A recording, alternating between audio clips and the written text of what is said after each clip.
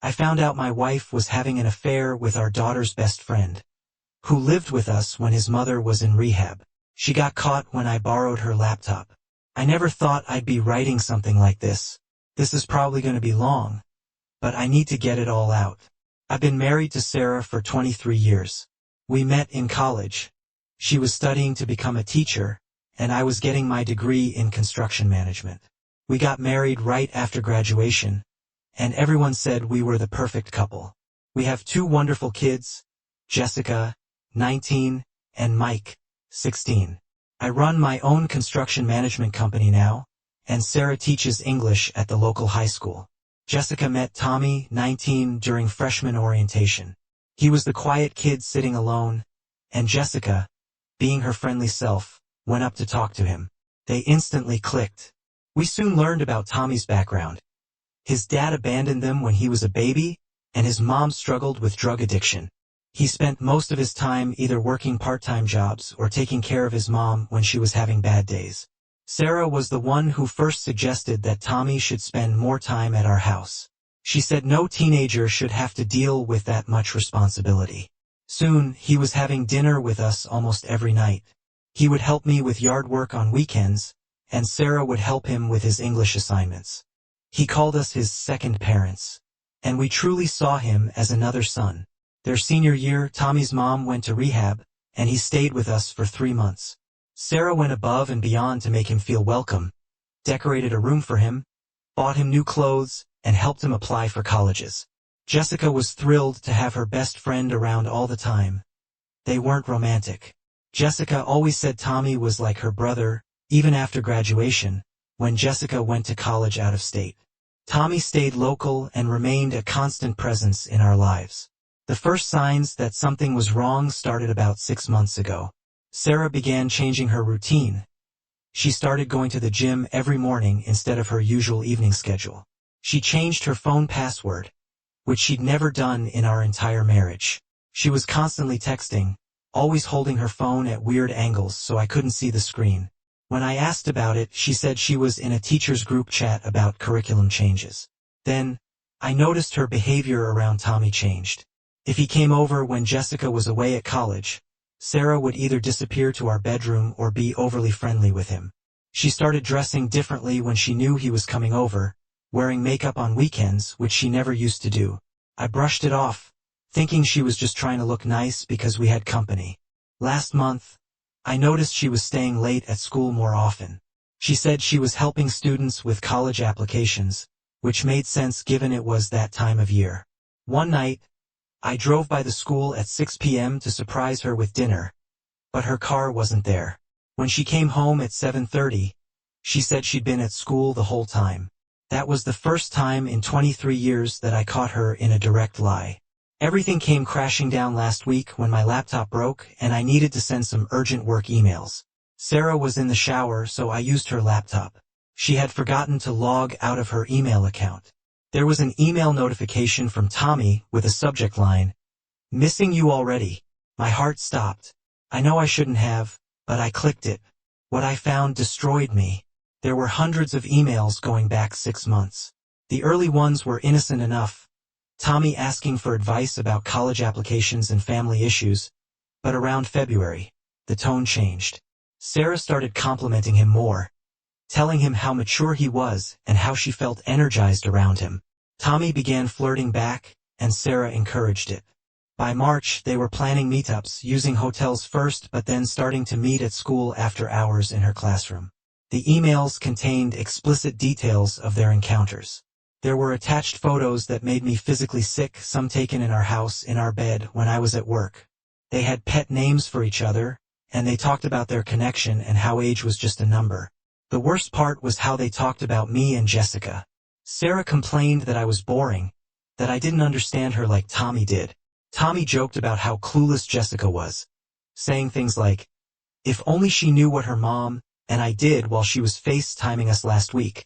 They met up multiple times when Jessica was home for spring break, sneaking around while we had family dinners.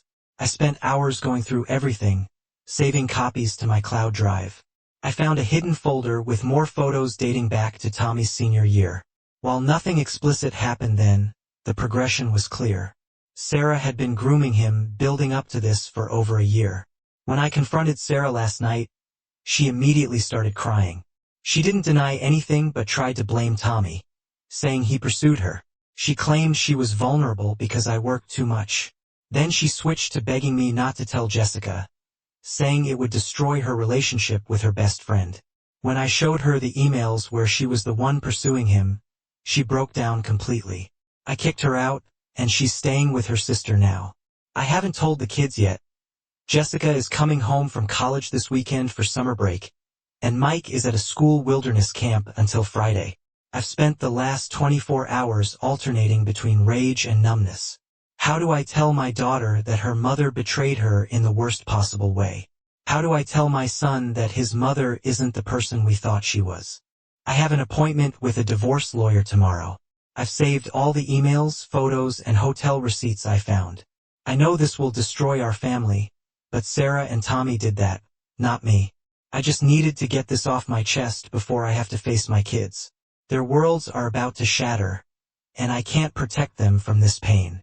The worst part is that I keep thinking back to all the times I thanked Sarah for being so kind to Tommy, for treating him like a son.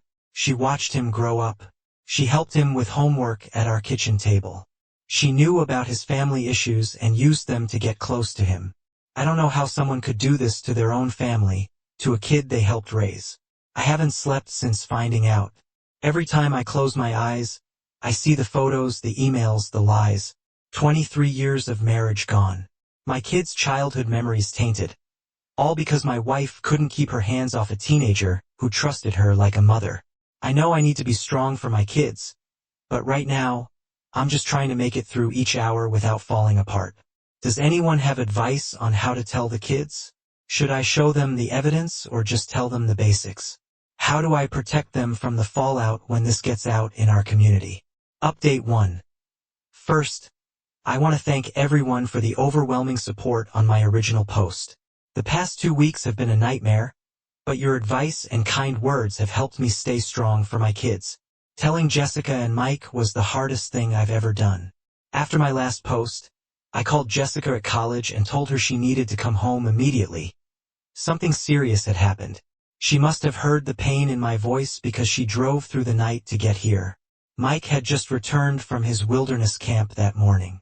I sat them both down in the living room, the same room where we had countless family game nights with Tommy. I had prepared what to say, but the moment I saw their concerned faces, all my practiced words disappeared. I started by telling them that their mother wasn't living with us anymore, that I had found something serious. Jessica immediately asked if it was another man. When I nodded, she asked who.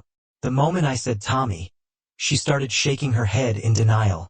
I had debated whether to show them the evidence, but Jessica demanded to see it. I showed them some of the Tamer emails first. Mike just sat there, completely silent, while Jessica read through them. Her hands were shaking so badly she could barely hold my laptop. When she got to the parts where they mocked her, where Tommy joked about their meetings during her spring break visits, she completely broke down. She started screaming, "How could they?"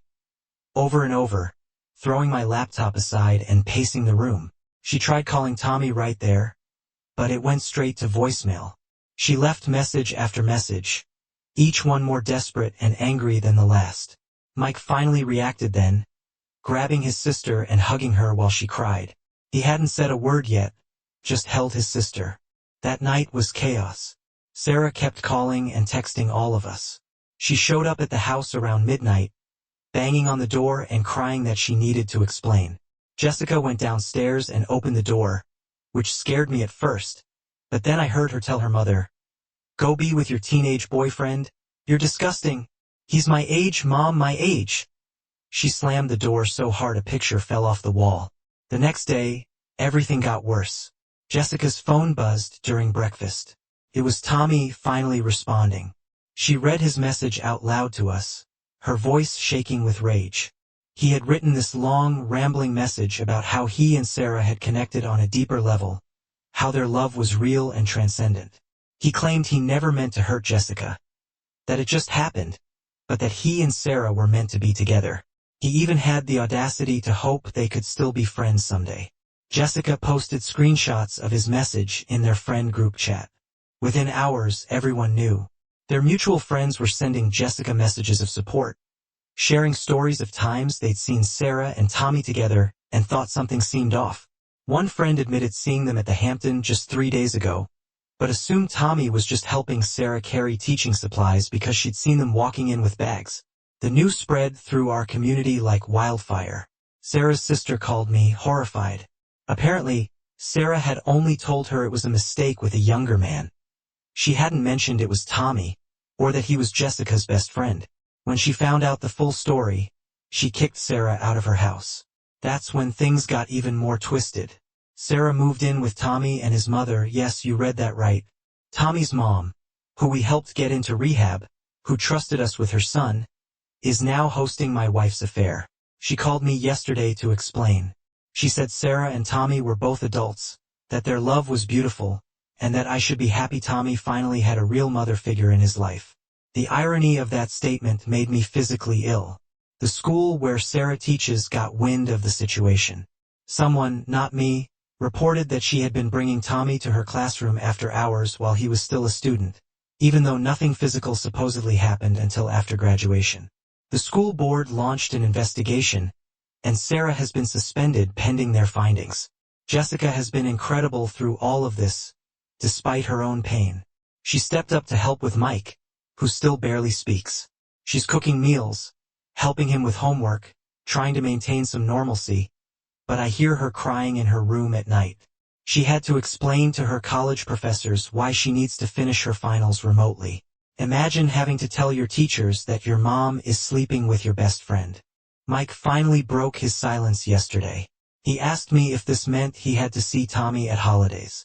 Now, if Tommy was going to be a stepdad, then he threw up. He's refusing to go to school because some kids found out and are making jokes. I'm letting him take some time off while we figure things out. Sarah keeps trying to talk to the kid. She sends long emails about how sorry she is, how she never meant for this to happen, how she still loves them. Jessica set up an email filter to send them straight to trash. Mike just deletes them without reading them. They're both in so much pain, but they're so angry they can't even process the hurt yet. I met with my lawyer again today. Given Sarah's suspension from work and the evidence of her using school property for their meetings, he thinks we have a strong case for full custody of Mike. I don't even recognize the woman I married anymore. How do you go from helping a troubled teenager with his homework to sleeping with him behind your family's back? The next few months are going to be hell as we navigate the divorce and custody arrangements, but right now my only focus is helping my kids through this.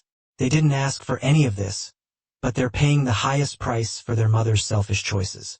Update 2. The situation has gotten even more complicated than I could have imagined.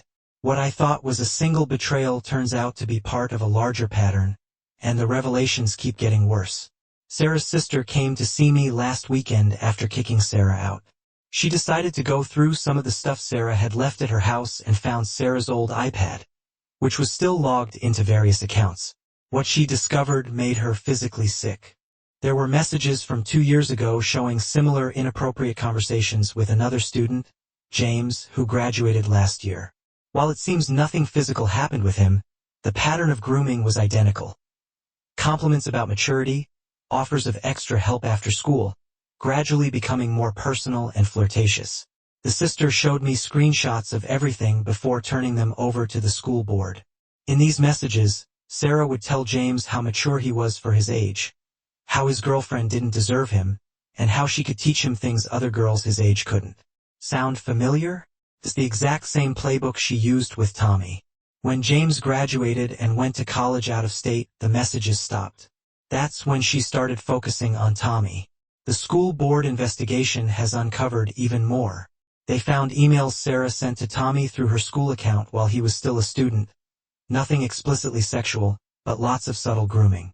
Discussing his body after gym class, commenting on how other girls must be all over him, saying she got butterflies when he visited her classroom. She would schedule tutoring sessions with him even though he had an A in her class. They also found security camera footage of them in her classroom after hours, long before graduation. The school fired her immediately and is debating whether to report her to the authorities. even though nothing physical happened until after Tommy graduated. Her teaching license will likely be revoked. The news has spread through the local education community, and no school will touch her now. Tommy reached out to Jessica yesterday, not to apologize exactly, but to explain. He admitted that Sarah had been laying the groundwork since his senior year. She would find excuses to touch his arm or shoulder, tell him his muscles were developing nicely, and say things like, "If I were 20 years younger," he said. He felt special, chosen. She helped him with college applications, bought him new clothes, and gave him money for gas, all while telling him he was different from other boys, more mature, more understanding. He claims they didn't kiss until a week after graduation, and nothing more happened until he turned 19. But he finally seems to be realizing that she had been grooming him for over a year. He broke down crying, telling Jessica how Sarah would compare them, saying Jessica was still a child while he was a real man. The manipulation is so obvious now that he's starting to see it. Sarah's reputation in our community is completely destroyed. Most of our friends have blocked her number. Even her own parents won't speak to her after learning the full story. She lost her job, her teaching license is under review, and she can't even go to the grocery store without people whispering and pointing. Despite all this, she and Tommy are still together, living at his mom's house. But things aren't going well. My neighbor saw them having a screaming match in the driveway last week. Apparently, Tommy wanted to go to a college party with people his own age, and Sarah freaked out, saying he was trying to abandon her after she gave up everything for him. She's becoming increasingly controlling, calling him constantly when he's at work, demanding to know where he is and who he's with. The reality of their situation seems to be hitting them both. Tommy's working as a waiter while Sarah can't find a job. They're living in his childhood bedroom at his mom's house. The forbidden love fantasy is crumbling under the weight of real-world consequences. Mike is struggling with returning to school. A teacher overheard some kids making jokes about his mom being a cougar and had to break up a fight. We're looking at other school options for next year.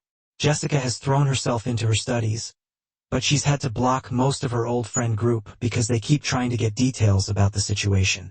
The divorce proceedings are moving forward. Sarah didn't even contest my petition for full custody of Mike. Her lawyer probably advised her that fighting it would only make things worse, given the school board investigation. I'm just trying to get this over with as quickly as possible so we can all start healing. I never thought I'd have to warn my teenage son to be careful around his own mother, but that's where we are now. The woman I married is gone, replaced by someone I don't recognize. Someone who could groom and manipulate a teenager who trusted her like a mother. Someone who could betray not just me but her own children. Update 3. I think this will be my final update. The divorce was finalized last week. Sarah didn't contest anything, not the custody, not the asset division, nothing.